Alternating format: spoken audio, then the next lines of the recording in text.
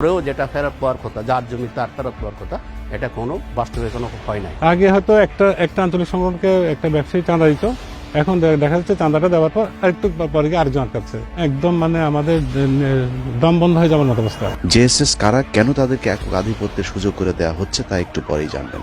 আগে Jamaatul answer feel Hindal Sharqiya সম্পর্কে একটু জেনে আসা প্রয়োজন। অভিযানে দেখানো হচ্ছে একদল মুসলিম শিক্ষিত যুবক পাহাড়ে যায়। শুধু যায় না, শব্দটি ব্যবহার করা হয়েছে হিজরত করেছে। আটককৃতরা কেউ না বললেও আইনশৃঙ্খলা বাহিনী আর মিডিয়া মিলে হিজরত শব্দটি আবিষ্কার করেছে। জামায়াতুল আনসার ফিল হিন্দাল শারকিয়া মনে করে গোপন কার্যক্রম পরিচালনার জন্য পাহাড় সবচেয়ে নিরাপদ। র্যাবের ভাষ্যমতে কিছু দাড়ি টুপিওয়ালা যুবক পাহাড়ে হিজরত করে জামায়াতুল আনসার ফিল হিন্দাল সার্কিয়া দল গঠন করেছে। তারপর তারা কুকিচিন ন্যাশনাল আর্মি বা কেএনএ নামে একটি খ্রিস্টানপন্থী বিচ্ছিন্নতাবাদী সংগঠনের কাছে প্রশিক্ষণ নিয়ে নাশকতার প্রস্তুতি নিচ্ছে।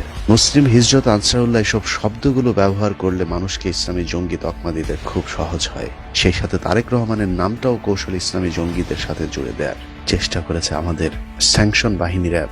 বিদেশ থেকে, লন্ডন থেকে কিছু লোকের সাপোর্টও দিচ্ছে, ঠিক আছে, তাদের কিছু টাকা আসে বিদেশ থেকে, ইংল্যান্ড থেকে আসে টাকাটা, ইউকে থেকে। দেখা যায় যে এই যে সংগঠনটি তারা এই বাড়ি থেকে পালিয়ে যাওয়া বা হিজরতের উদ্দেশ্যে, তথাকথিত হিজরতের উদ্দেশ্যে যারা ঘর ছেড়েছিলেন, গ্রেফতারকৃতদের কাছ থেকে পাওয়া আরেকটি নথিতে